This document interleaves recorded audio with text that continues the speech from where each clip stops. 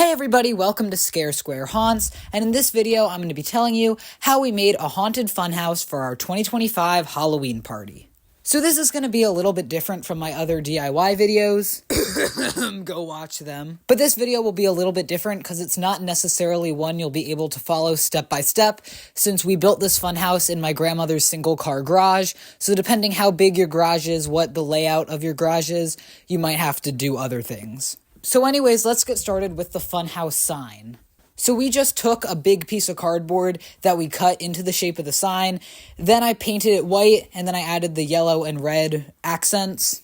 Then I just printed out the letters in the pointing hand, and then we cut them out and glued them to the sign. We wanted to hang the sign on the corner of the garage, but on the day of the party, as we were setting up, we couldn't figure out a way to do that, so we just screwed it to a long piece of wood and leaned it up against the one part of the garage. So that's it for the sign, so now let's move on to the front wall.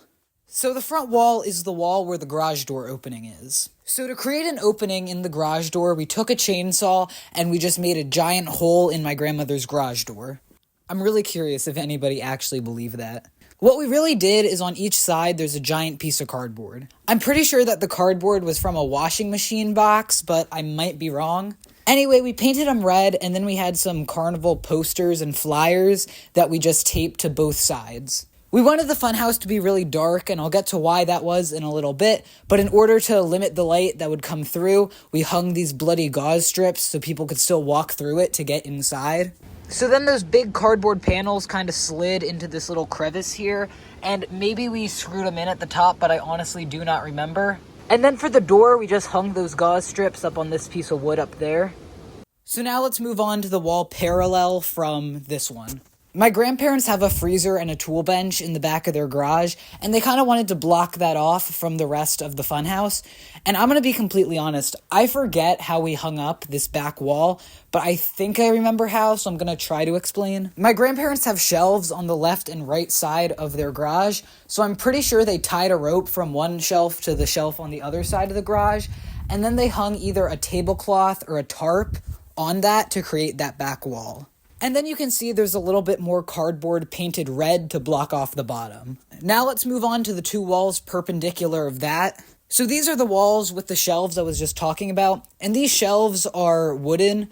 So what we did is we took like these bloody carnival tablecloths and we staple gunned them to the shelves to cover up everything that was on the shelves. Then there was a door to the inside of their house on the one side of the garage, and we didn't want people entering or exiting the fun house that way. So on the inside of the fun house, we hung a curtain with a clown on it, and on the outside, we just put some caution tape to prevent people from going in or out. Parallel to the wall with the door, my grandpa had a bunch of tools, so we just put some colored spider webs from the dollar store all over those to kind of make them look a little bit spookier, you know?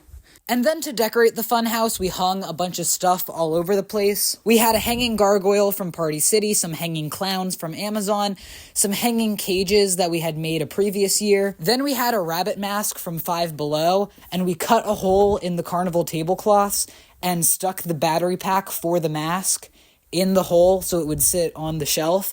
And then we put like a screw on the shelf above that shelf and hung the rabbit mask on that. Hopefully that made sense. And then on one of the top shelves, we had a clown head in a jar. That was just a clown mask with some ping pong ball eyeballs from the dollar store that was shoved in a jar of water. We had this caged clown from Amazon hanging from a shelf. Then we used the storage crates that we used to store the Halloween stuff, and we stacked them just to be little tables to hold some more stuff. On said crates, we had an animated skull in a jar, and then we had a frog in a jar. And that was just a toy frog in a pickle jar full of water, and to make the water green, we either used green food dye or the inside of a green highlighter. And then we had Monkey Business from Spirit Halloween 2025 inside the funhouse. And then we had two multicolor like disco lights from, I believe, the dollar store actually. And we had them sitting in the funhouse so that when it got really dark, the funhouse would be like lit up with these colors, and that's why we wanted it to be so dark. So that's how we made the funhouse, and in my opinion, that was one of the best parts of the party. So now let's take a look at the video of it.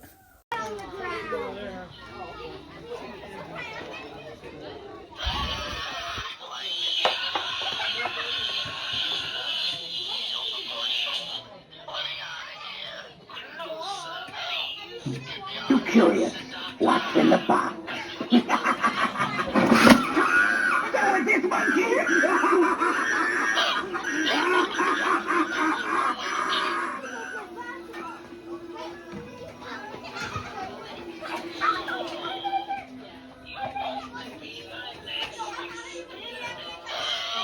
Alright, so that was it for this video. I hope you liked it. Please like and subscribe, and I'll see you in the next one.